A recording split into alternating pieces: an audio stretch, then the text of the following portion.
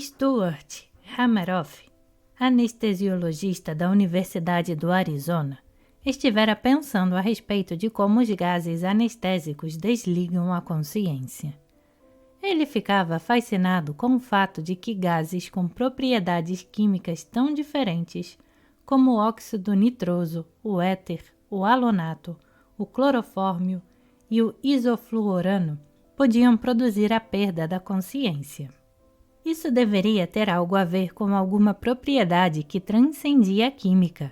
Hameroff conjeturou que os anestésicos, de modo geral, deviam interferir com a atividade elétrica dentro dos microtúbulos, e essa atividade apagaria então a consciência. Se fosse esse o caso, o inverso então também seria verdade, ou seja, a atividade elétrica dos microtúbulos que formava o interior dos dendritos e neurônios no cérebro tinha que, de alguma forma, estar no âmago da consciência. Os microtúbulos são a armação da célula, que mantém a estrutura e a forma delas. Essas microscópicas estruturas hexagonais de delicados filamentos de proteína, chamadas tubulinas, formam minúsculos cilindros ocos de comprimento indefinido. 13 filamentos de túbulos envolvem em espiral o núcleo oco, e todos os microtúbulos em cada célula irradiam para fora, do centro para a membrana celular, como a roda de uma carroça. Sabemos que essas pequenas estruturas, semelhantes a favos de mel, atuam como trilhas no transporte de vários produtos ao longo das células, em particular das células nervosas, e são vitais para separar os cromossomos durante a divisão celular. Também sabemos que a maioria dos microtúbulos estão constantemente se recriando, agregando-se e desagregando-se como intermináveis peças de Lego.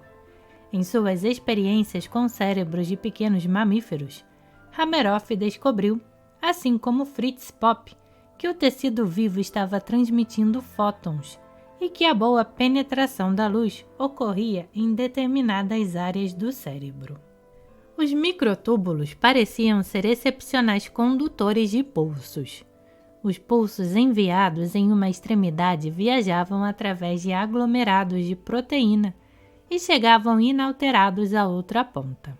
Hameroff também descobriu um elevado grau de coerência entre os túbulos adjacentes, de modo que uma vibração em um microtúbulo tinha tendência de ressoar em uníssono por seus vizinhos. Ocorreu a Hameroff que os microtúbulos dentro das células de dendritos e neurônios poderiam ser hastes de luz, atuando como guias de ondas para os fótons, enviando essas ondas de célula para célula por todo o cérebro, sem nenhuma perda de energia. Eles poderiam até funcionar como minúsculos caminhos para essas ondas em todo o corpo. Na ocasião em que Hameroff começou a formular sua teoria, muitas das ideias de Pribram, que haviam sido consideradas escandalosas quando ele as formulou pela primeira vez, estavam sendo abraçadas em muitos lugares. Cientistas em centros de pesquisa, ao redor de todo o planeta, estavam começando a concordar que o cérebro utilizava processos quânticos. Kunio Yasui, físico quântico de Kyoto, Japão, havia executado formulações matemáticas para entender melhor os microprocessos neurais. À semelhança de Pribram, suas equações mostravam que os processos cerebrais ocorriam no nível quântico e que as redes de dendritos no cérebro estavam operando em conjunto por meio da coerência quântica. As equações desenvolvidas na física quântica descreviam com precisão essa interação cooperativa.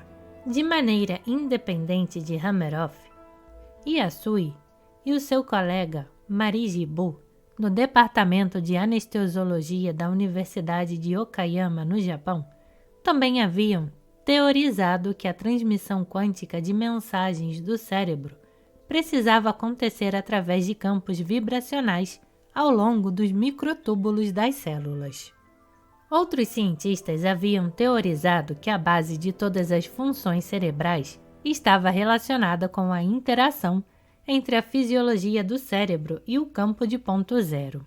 Ezio Ensina, físico italiano da Associação de Pesquisa Bioeletrônica, em seu trabalho experimental com microtúbulos, descobriu que essas estruturas tinham um mecanismo de sinalização que se julgava ser associado à transferência de elétrons. Com o tempo, muitos desses cientistas, cada um dos quais parecia ter uma peça do quebra-cabeça, decidiram trabalhar em colaboração. Pribram, Yasui, Hameroff e Scott Hagan, do Departamento de Física da Universidade McGill, criaram uma teoria conjunta a respeito da natureza da consciência humana. De acordo com eles, os microtúbulos e as membranas dos dendritos representam a internet do corpo. Todos os neurônios do cérebro podiam se conectar ao mesmo tempo e falar em simultâneo com todos os outros neurônios por meio de processos quânticos interiores.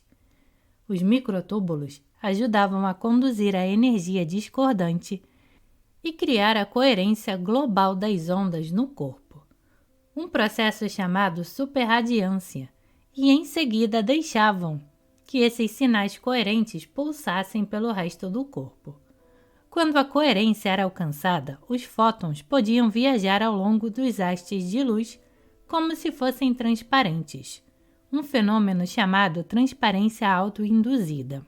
Os fótons conseguem penetrar no âmago do microtúbulo e se comunicar com outros fótons ao longo do corpo, causando a cooperação coletiva de partículas subatômicas nos microtúbulos de todo o cérebro.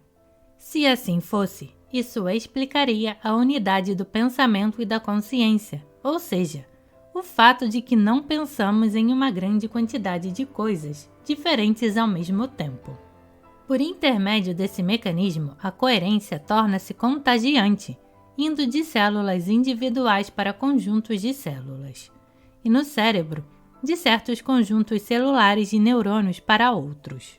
Isso forneceria a explicação para a operação instantânea do nosso cérebro, que ocorre entre 1/10 de milésimo e 1/1000 de segundo, exigindo que as informações sejam transmitidas entre 100 e 1000 metros por segundo.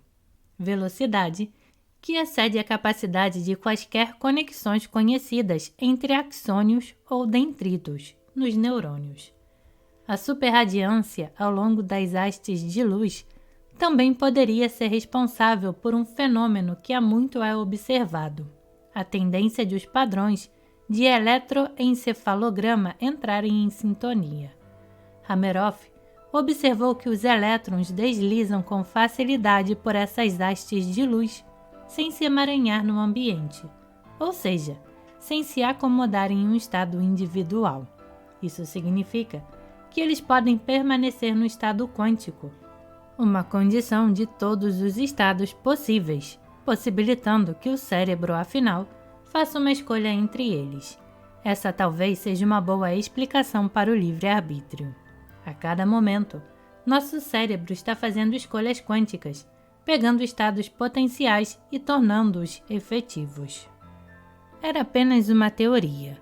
Não tinha passado pelo exaustivo procedimento de testes de Popper e de suas emissões biofotônicas, mas tinha peso por causa de um bom processo matemático e provas circunstanciais.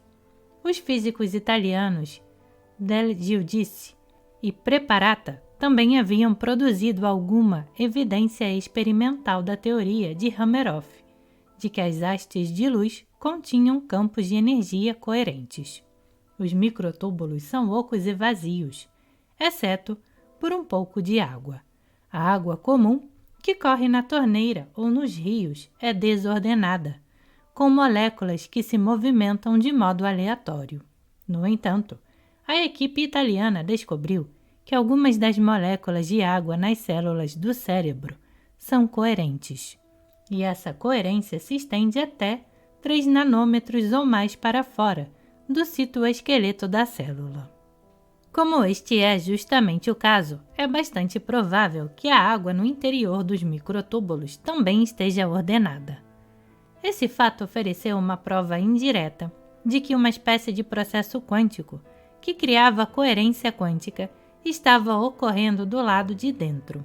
Os físicos também tinham demonstrado que essa concentração de ondas produzia raios de 15 nanômetros de distância, que era o exato tamanho do núcleo central do microtúbulo. Tudo isso conduziu a uma ideia herética que já ocorrera a Fritz Albert Popp. A consciência era um fenômeno global que ocorria em todos os lugares do corpo, e não apenas no cérebro. A consciência, em seu aspecto mais básico, era uma luz coerente. Embora cada um dos cientistas Puthoff, Popp, Benveniste e Bribram tivessem trabalhado de modo independente, Edgar Mitchell foi um dos poucos a perceber que, considerado em conjunto, o trabalho dele se apresentava como uma teoria unificada da mente e da matéria, evidência da visão do físico David Bohm, acerca de um mundo de totalidade ininterrupta. O universo era uma rede dinâmica de trocas de energia, com uma subestrutura básica contendo todas as versões possíveis de todas as formas de matéria.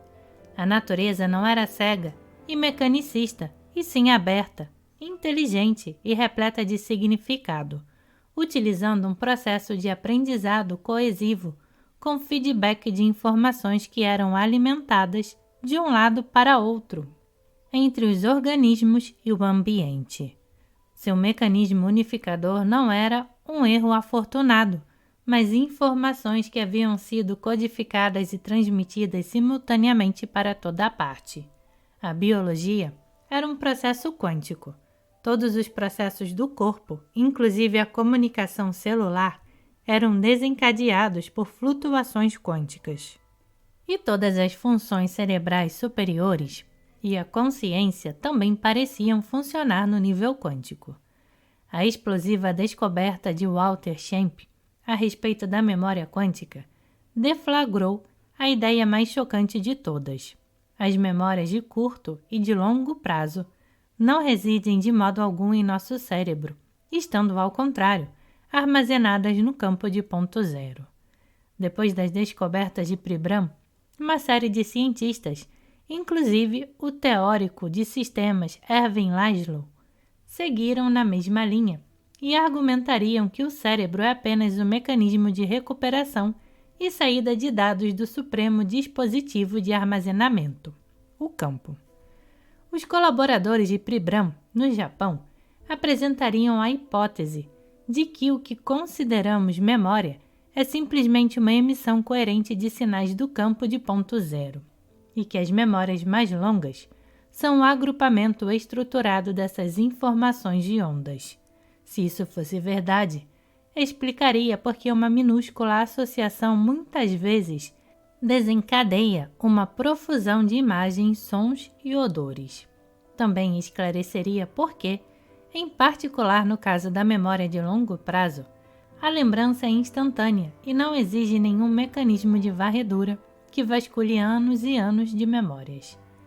Se esses cientistas estiverem corretos, o nosso cérebro não é um dispositivo de armazenamento, mas um mecanismo receptor em todos os sentidos, e a memória é apenas uma prima distante da percepção usual. O cérebro busca informações antigas, da mesma maneira como processa informações novas, por meio da transformação holográfica dos padrões de interferência de ondas.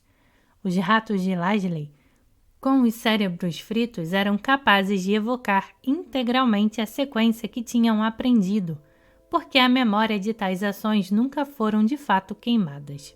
Qualquer mecanismo de recepção que tivesse sido deixado no cérebro, e como Pribram demonstrara, ele estava distribuído por todo o cérebro, estava se ajustando novamente à memória por meio do campo.